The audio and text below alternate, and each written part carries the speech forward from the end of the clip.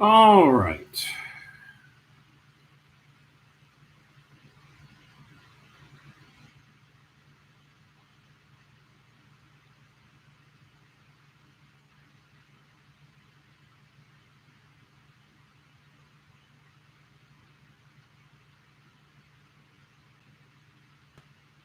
Oh, good. Some of you are coming back. Sorry about that.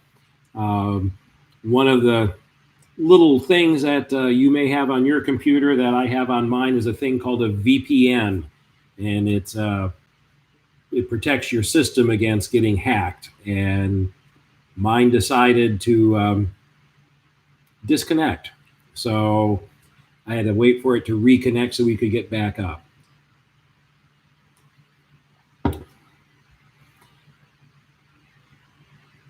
Hey, Cassie, good to see you.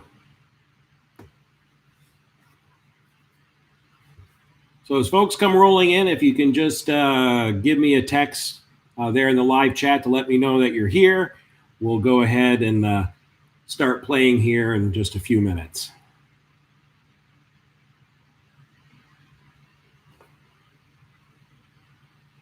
So how are things at the Davidson household? Everything good with, well, I imagine Jeffrey's working pretty hard with all the streaming stuff going on.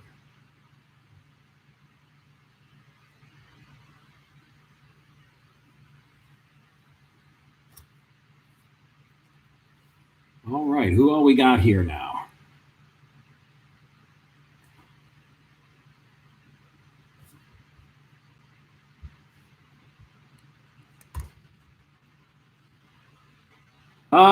Bath time for Viola. I remember those days when our boys, you had the whole evening routine, and usually somewhere between 7 and 7:30, you started getting that done.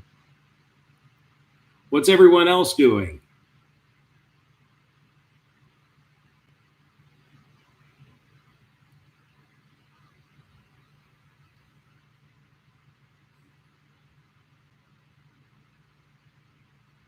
We're up to 4 people now. Like I said, we'll take about oh, since I had my technical snafu and it was completely on me, not the internet's fault, not Mark's fault, all on me. Uh, we'll get started here and give this a try. So if you're here, send say something in the live chat so I know we have the Davidsons here. Who else do we have? Let me know with a live chat.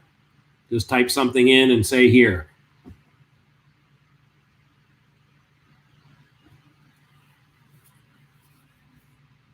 Yeah, operator error. That's my middle name.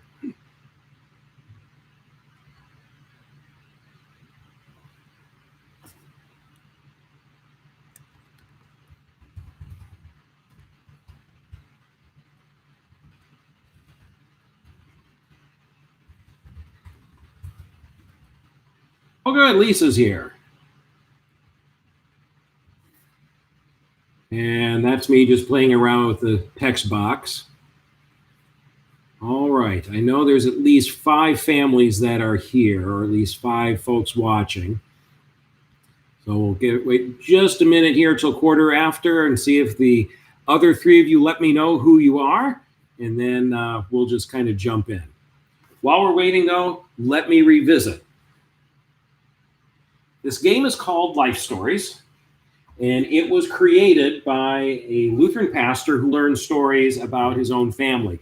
He discovered whenever families would get together for fun events like family reunions or sad events like funerals, people would start telling stories he had never heard of in his entire life and wished he had. So he came up with this game called Life Stories, in which you have a board, and the board looks like this. It's a lot like a sorry board. And everyone, you have 4 teams that move their way around, and everyone has a little marker. And you roll a die, and depending as to the letter you land on, you have to draw a card. And the card looks something like this, and there are 4 categories: memories, valuables, etchings, and alternatives. Memories, valuables, and etchings deal with a couple different types of memories that you might have as a family or as a person. Alternatives are a card you can ask for if you don't like the question and you don't want to answer it. Then you can ask for an alternative, and the alternative will give you two choices, and you have to do one of the two. So, for example, let me just pull out at random an etching card out, and this one is, and the card looks like this. How have your attitudes changed about politics? And let's say he said, no, I don't want to touch that one with a 10-foot pole. And all things considered right now, you might not want to. So you can say, I want an alternative. In which case you pull out an alternative card. And then you have two choices. You can either, one, tell about an aroma you recall from childhood. That could go wonderfully right or horribly wrong. Or you can hold your wrist and say the word beep each time you feel your heartbeat for 15 seconds. So that's an alternative card. We won't be using these tonight. Like I said, we'll probably just do three questions because you're going to want to take some time to share stories as we go along here. Now, this game is available on Amazon. You can find it on other game sites. It's gone through a couple reprints. This is an older version. But I've used it with confirmation class when we've gotten done early. We'll play a couple rounds with the kids. I found youth love it in particular. And kids playing with their parents, all kinds of interesting things. It's really fun when you have adult kids play with adult parents. Then you get to find out some really interesting things about each other. So let's go ahead and I pre-picked a card, and I'll let you take a stab at this. So to start with, this is a memory card. And again, the way we'll do this is if you have several people with you there, then share among yourselves the answer, your answer to the question. If you're by yourself, and like Lisa might be riding her bike right now, just think about a story you might tell, or you can send me a story via email and I can share it. So here we go.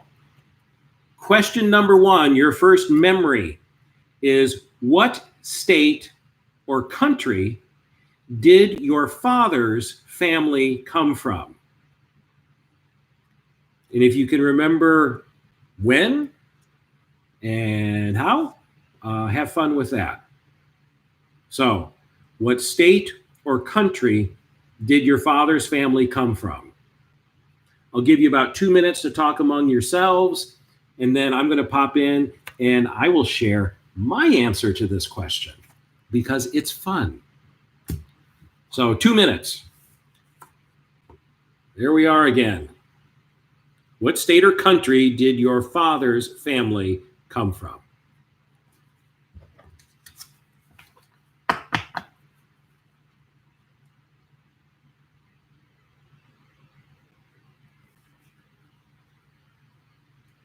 In fact, when your group is done and ready to move on to a new question, just type something in the chat section, and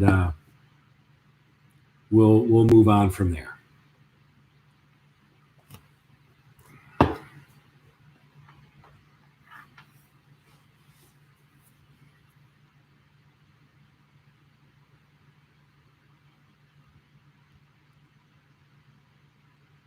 Makes me wonder if I should play some Jeopardy music.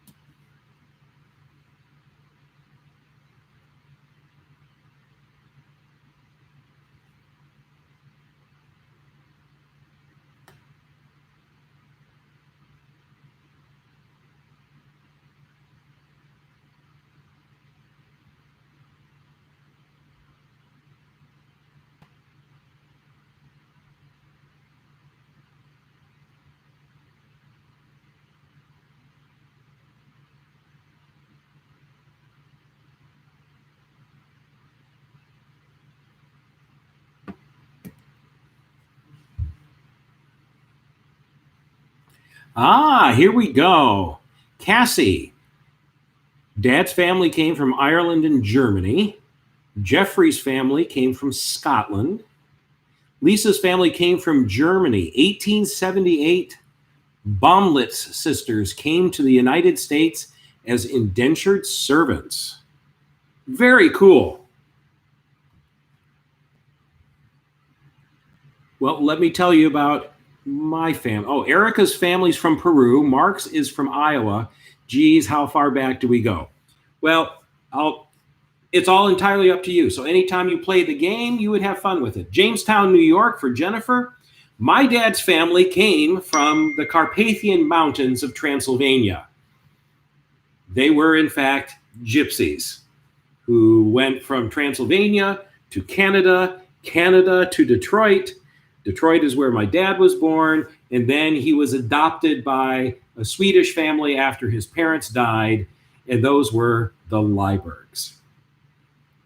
Let's see, Jennifer Chester, Georgia, Jamestown, New York. Okay, you folks are getting the hang of it. Let's go ahead and let's try another one. Let's do an etchings. And like I said, normally you would roll a die and it would pick it randomly, but let's go ahead and just have fun and just go with a couple of these.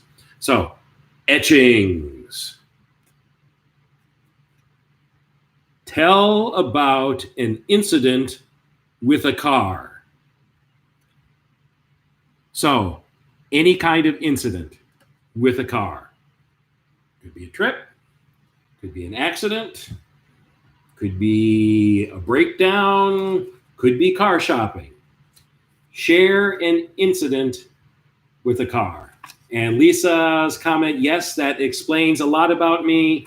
Yes, I'm a Floridian, but I'm the descendant of vampires. I take shots for sun. All right, have at it. Share about an incident with a car.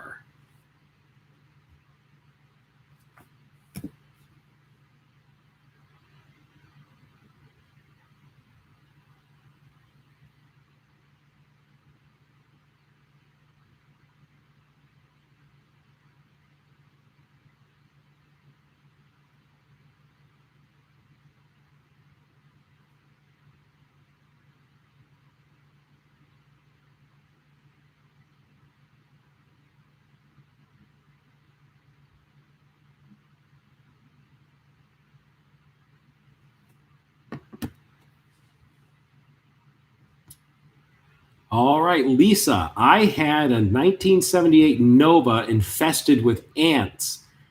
Couldn't get rid of it until one day I was lucky enough to find and dispose of the queen.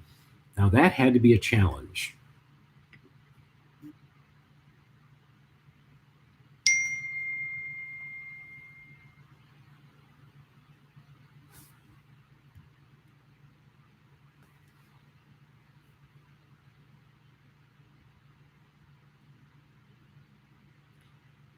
Got someone trying to get back on, and in the process of having to relaunch this, I messed this up, so I'm trying to get them there.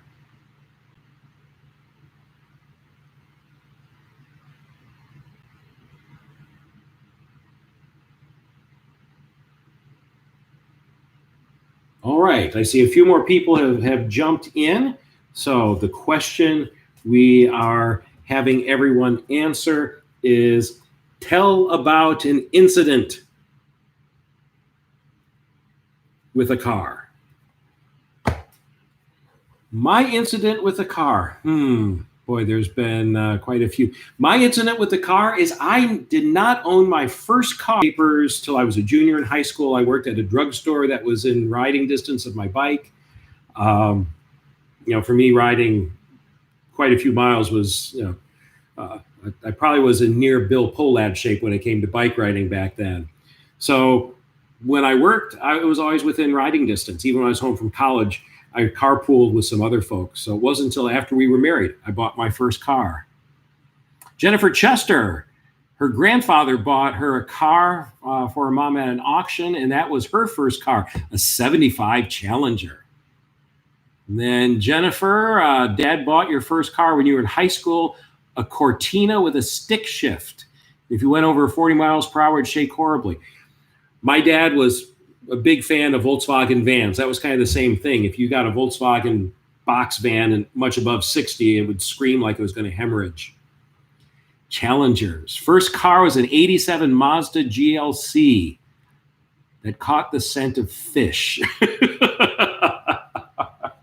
Oh, my first car was a heater with wheels. It was a red Dodge Colt that did not have air conditioning. It only had a standard stick shift. It had no radio. It had crank windows. It was all I ever needed, but then I'm not a car guy. All right, are we having fun yet? Let me know. This is a good time. Oh, here we go.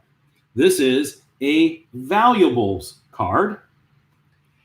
This question for you to have fun with is, oh, I see Bill Polad's here now, so we're up to 8. So again, as we're playing life stories, I'm pulling out cards, and then you, with whoever is with you, answer the questions together. For those of you who are coming back in, and Bill being one of them, the reason some of you are having a hard time getting reconnected is I ended the old link by mistake when I shut it down. So I actually ended up creating a new broadcast, and I couldn't bring the old one back. So that probably messed things up for a number of folks. But those of you who came back to the YouTube site, you found it, and here we are. So a valuables question for you to talk with those in your household or to share here in the side is, what are some unanswered questions, or pick one, you wish you could have asked your grandparents? So let's just make it one. What is an unanswered question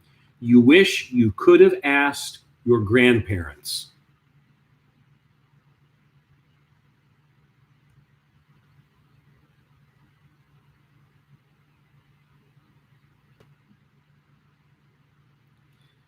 Now, of course, the way the question's worded is it presumes your grandparents may no longer be around.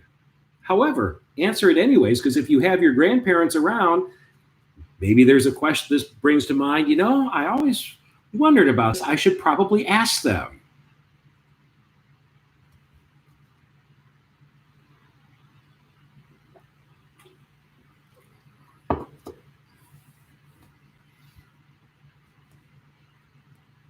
Since we're coming up to 7:30 and we were a little late, we'll do 2 more questions after this and call it a night. Oh, that's a good one, Lisa. You want to ask your grandparents, what was my dad like as a kid? I bet he was a scamp.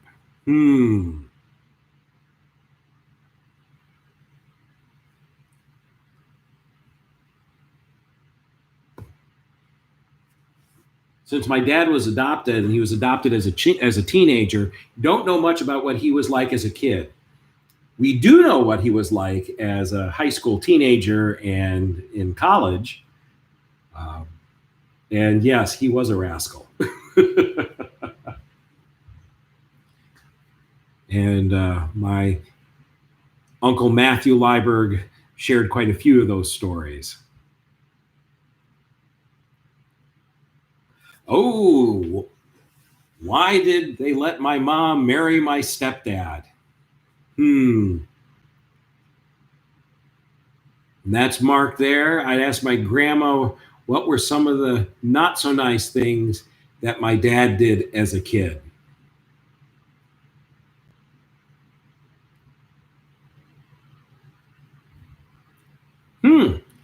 Bill's not jumping in to offer. Like I said, this game can be a lot of fun when you sit down with your family face to face. Bill's not seeing comments. Oh, okay.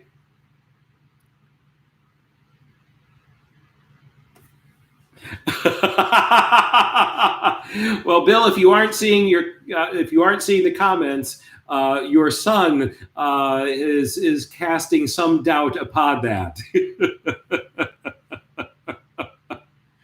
Oh, I've played this with my family. We've played it with Carlos' family. It's a great one to take on vacations. But it's certainly a fun one at a time like this when you're kind of sitting together staring at each other. And if you're using something like Skype or Zoom or FaceTime, one person can move the pieces for the game, and then everyone else can chime in. So, all right, let's try another memory, shall we?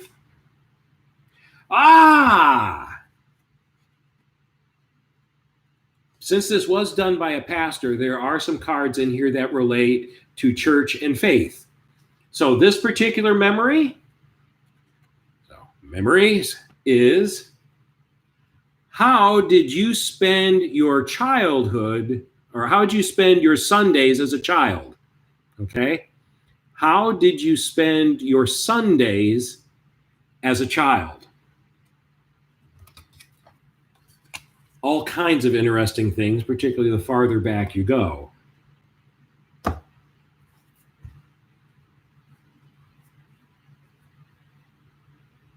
So talk amongst yourselves, favorite memories of what you used to do as a child on Sundays. And then as folks start to chime in here in the live chat, I'll let you know about mine, because I had some fun ones. So Bill Pohlad in church and in Sunday school.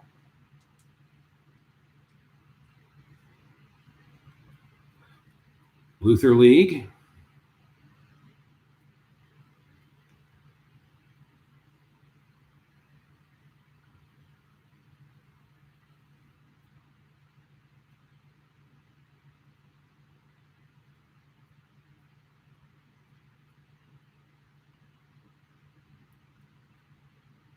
Sunday evening church days on horseback. Now that's a church I would want to go to.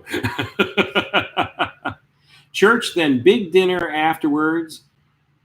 Then after a few hours, I'd pastor my napping dad to go visit cousins. Jeffrey, unfortunately going to a Baptist church, my second family, and going to Sunday school. Started going to Lutheran church, being an acolyte, playing with Barbie dolls with dad. Oh, you had a good dad. Well, when I was in elementary school, we lived up near Saginaw, Michigan, which is north of Flint, near a town called Frankenmuth. It has the world's largest Christmas store. Pardon me. But we lived in a parsonage right across the street from the church. So as soon as church was done, I would run across the street, because at 12 o'clock, it would be Creature Feature, and they would show all the great classic horror movies, Frankenstein, The Mummy, Dracula, and all those. And I would watch those as long as I could, because we also had the family tradition that a couple of you mentioned is Sunday lunch. So usually with my mom, it was like a chicken and rice casserole that she would put in before we would go across the street for church. And then you'd come back, and while I'm watching Dracula movies, I can smell roasting chicken in the background. So, Jane, go to Granny's for family get-togethers. When my grandparents moved down to Florida, we did that too.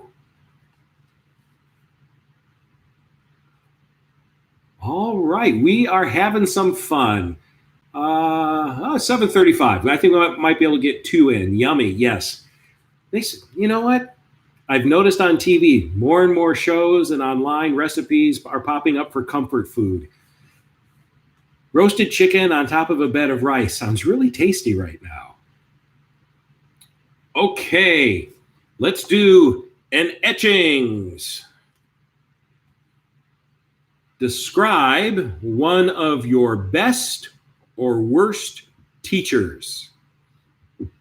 Okay? Describe one of your best or worst teachers. So just pick one, not both. Either the best or the worst.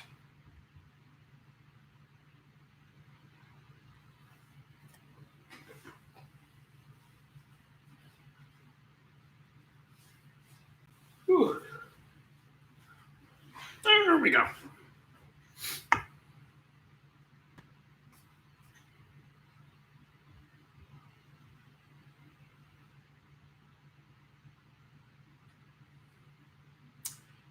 Here's one. Jeffrey being called David instead of Jeffrey for his computer by his computer teacher in high school for all 4 years.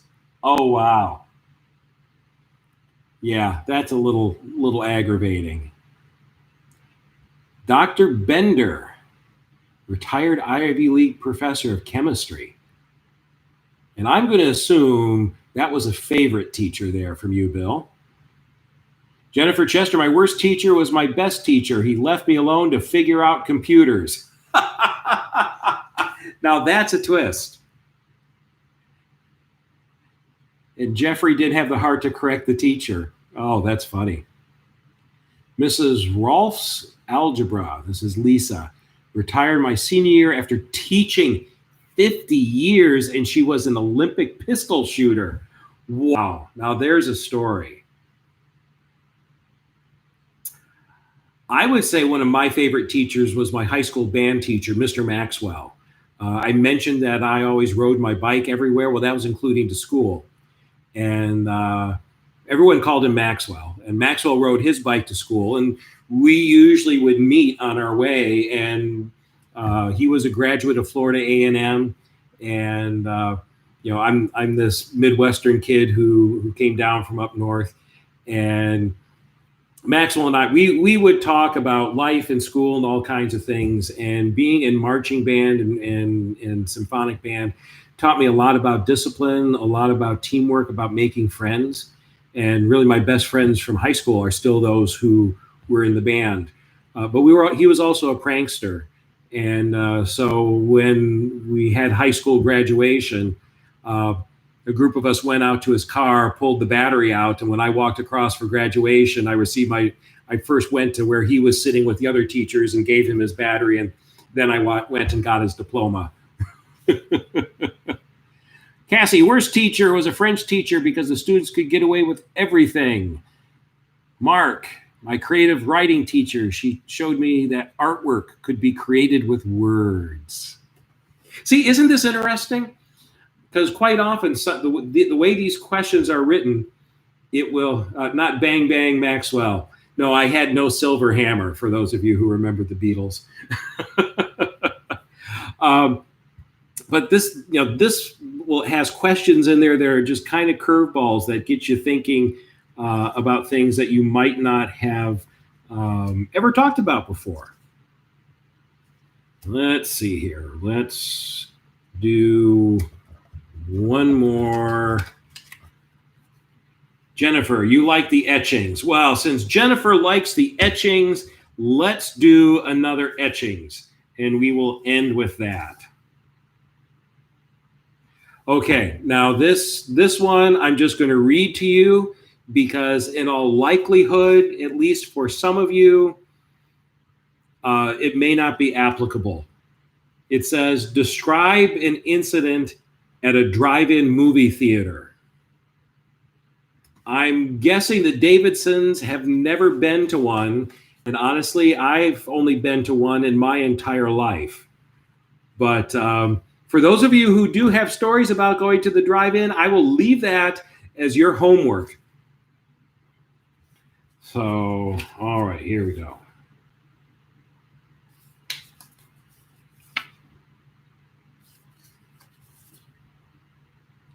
Ooh, how about this one? We will close with this one, which is particularly applicable right now with folks staying at home and such.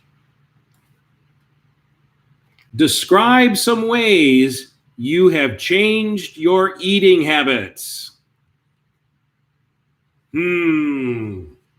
Describe some ways in which you have changed your eating habits.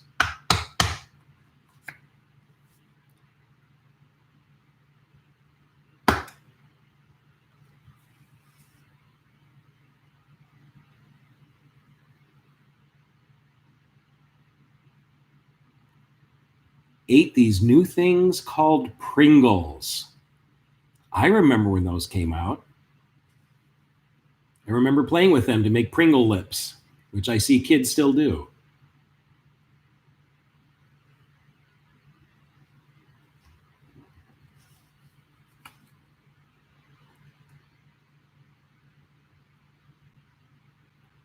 Yep, having someone in the family who's diabetic will change your eating habits. I know growing up, my dad was hypoglycemic, which was a similar diet.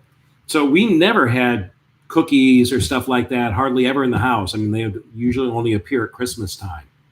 The one thing we did have was one of the things that make my dad very happy. Ice cream. We always had ice cream.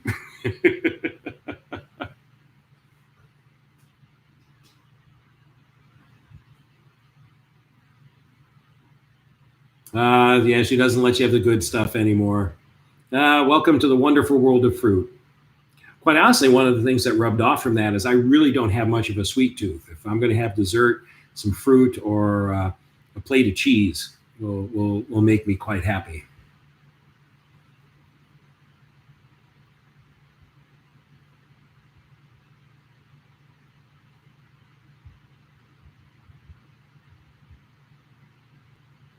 Stinks getting old. Say it isn't so. All right. So that is life stories. We've gone a half hour, and that's what I want to try to keep this to. So what I'd like to be able to do is, yes, you don't know old. Well said, Bill. And I think if you were to ask Nita Zimmer, she would tell you exactly the same thing. What I'd like to be able to do is to do something like this on Monday nights. And I'm looking for someone who kind of can take over as the host. And essentially, if we can put out a game that is a favorite of yours that could be played kind of this way and introduce people, that would be one option. Since I've got life stories, it's something that we could do all the time. And I think you've probably picked up, this is a game that in a setting like this, we could do a lot with.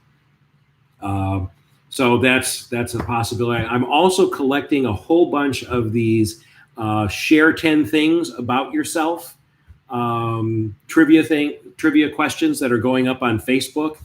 And so we could have some fun playing with those. So I'll make sure it happens next Monday. But if any of you would be interested in hosting this, if you don't do what I did, this really is very easy to run. We're also looking at moving some of these groups off of YouTube onto Zoom.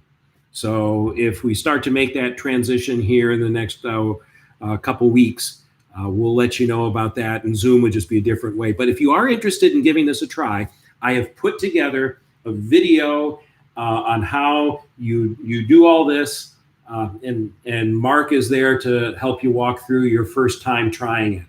So think about it. If you have a game you would like to recommend, email me. If you would like to play this again, and while everyone thinks about what they would like to share, I will do that again. But I think it's just fun since people are playing games at home. If you're by yourself, why not get together and play together like this? So with that being said, check it out on Amazon and sleep well tonight. And for those of you who are able to tune in, we'll see you at 10 o'clock for my next coffee time. And then Wednesday night will be our last Wednesday night Lenten service before moving into Holy Week. So thank you, everyone. Thanks for coming. Thank you for being patient with my mistake at the beginning. And we'll see you tomorrow.